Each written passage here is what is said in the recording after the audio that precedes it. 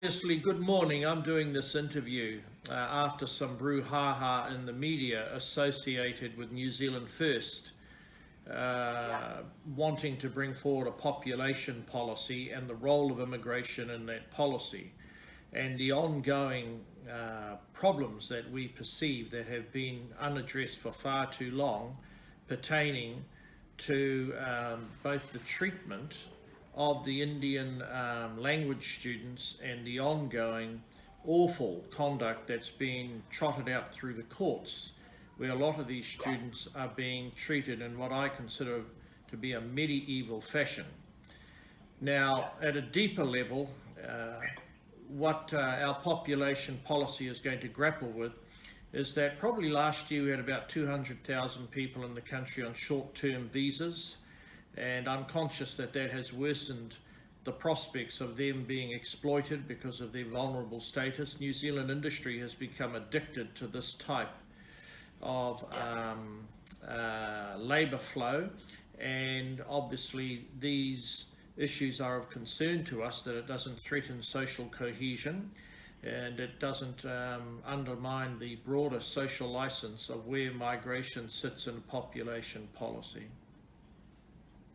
Yes, Minister, that's an excellent one. As far as population policy is concerned, I do agree. I think we all need to sit down and have a chat as to what the country needs, what we will be in the next 15, 20 years. Population policy is certainly the way that we can move forward, and it requires an intelligent and cohesive discussion. I agree with you, Minister.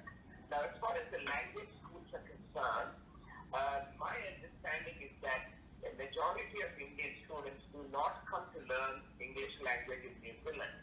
There could be some who are already here who might want to get an upgrade to either citizenship or PR, in some cases like elderly people.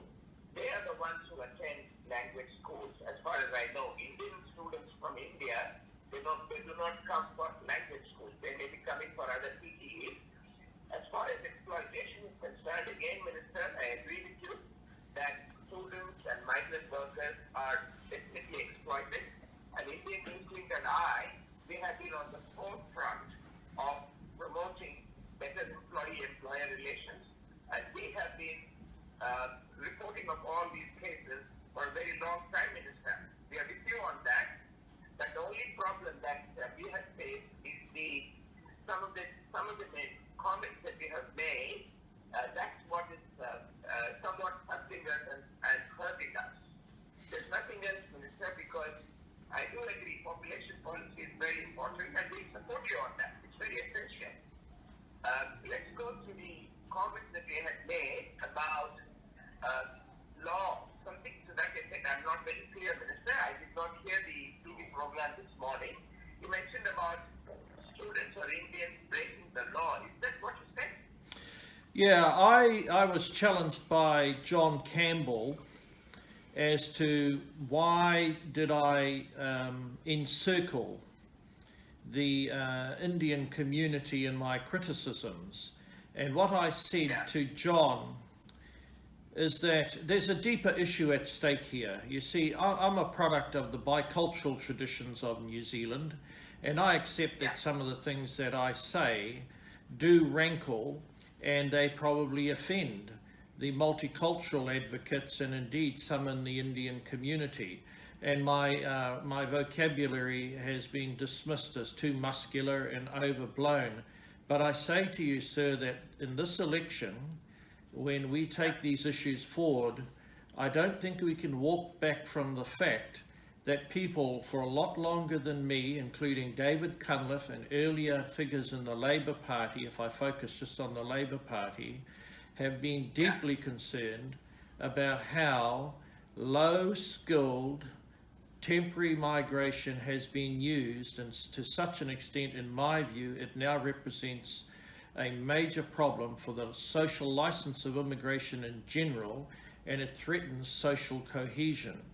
Now, I'm willing to take it on the chin that some of my language is bombastic, but I would say to you, I'm a politician whose ancestry goes back 1,000 years in this country, and I want people to focus on the lingering and continual problems that wash up in our district court, in our high court, and the leaders of the community, the Indian ethnic community like yourselves. You can't walk away from that. Minister, we've never walked away from that, Minister. We do understand that there are problems.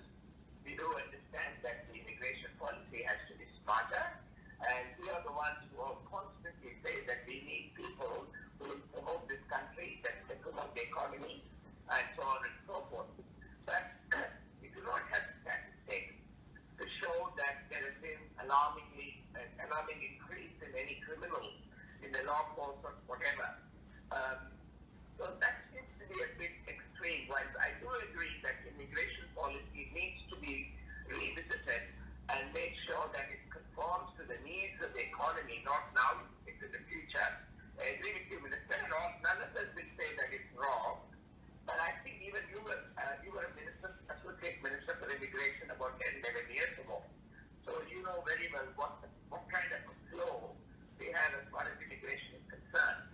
But the only thing is to say that there have been unlawful activities, whether it is alarmingly high, what is it that you believe is true?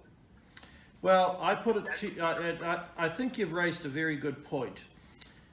So, over the last 5 years, we've probably watched the population of Dunedin arrive in New Zealand, not exclusively from India, and that point I will gladly take on the chin. But I say to you, I'm 60 years old, and all of my life, it is only in the recent few years that I have seen such a perilously, alarmingly high number of criminal cases coming out of the ethnic Indian community in our courts. That can only be associated with loose immigration and people coming here in desperate circumstances, which is why, in my view, sir, what we need to look at in the context of the population policy, and I'm talking to you as an NZ First MP here, is that we should freeze short-term migration. We should freeze that level of migration until we've got a handle on the stress it puts on our social infrastructure, our physical infrastructure, and be confident that the ongoing activities associated with exploitation, whether it's Pākehās doing it to young Indian employees, whether it's the people doing it in your community to themselves, that's by the way now, and I rather suspect that genie's out of the bottle. And there's no easy way, sir, to talk about this. I remember when I was a politician in 2005, we did not see this detritus in our court system as we see every single week, and you cannot walk away from that. Correct. One more thing. You've got to understand that there are Indians from various parts of India, various parts of the world. So when someone says that it's Indian origin, it's not necessarily from India, because the Indian population is made up of perhaps 30 different nationalities. You know what I mean? Yeah, it's a diaspora. Yeah, I accept that. Yeah, it's a diaspora. Yeah. Yeah, so it's a diaspora. So in that we do not know. While we can say that broader Indian population, the broader Indian community, some of the cases that you have referred to, even we have reported that even last week. But that they are not from India alone, they are from various parts of the world. I do agree we have to look at the trade migrant policy, we'll have to look at the student policy, all that will have to be done. The only thing I am requesting you, Minister, is that you're a very seasoned politician. You've been in public life for very long, and you know the sentiments of people.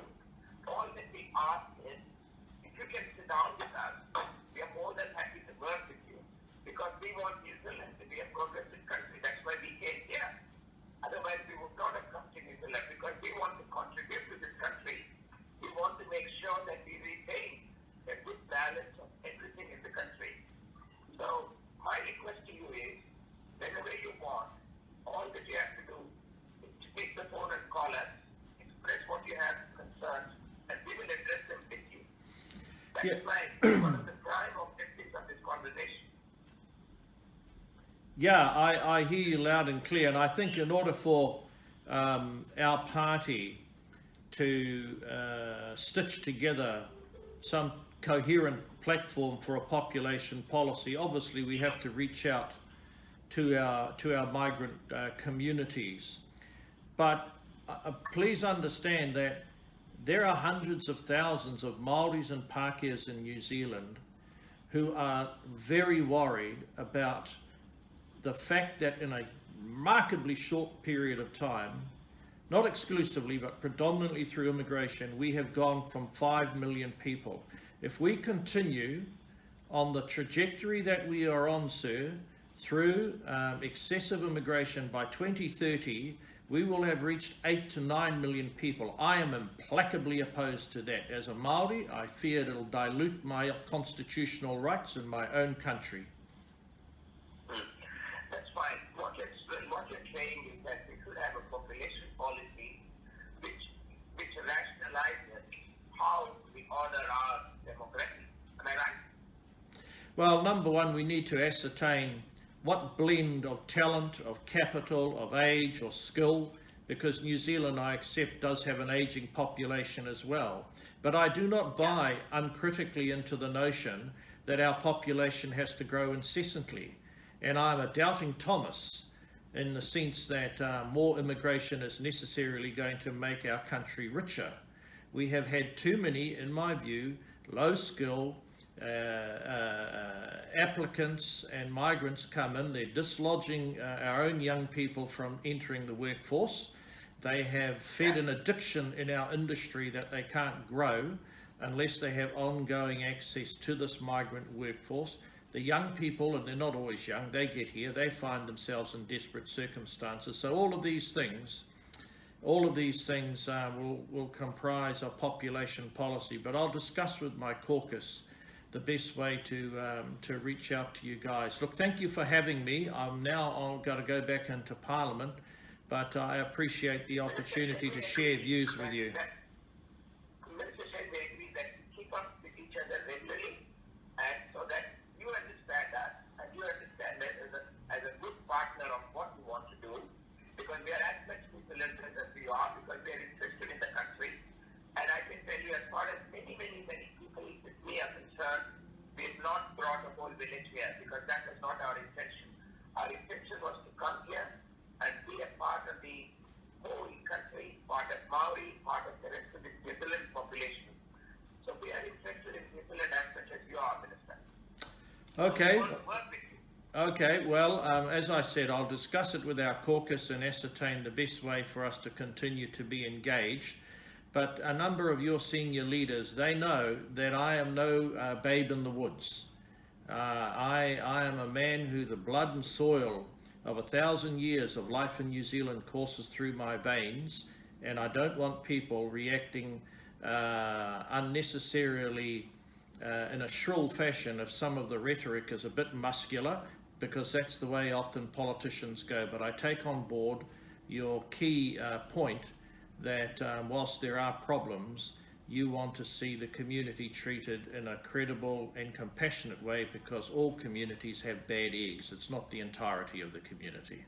That's correct, Minister. And we can all have a healthy relationship and for a start, I would like to invite you to Indian Association so that you understand what we are doing for the country. Okay, thank you very much, sir. Bye.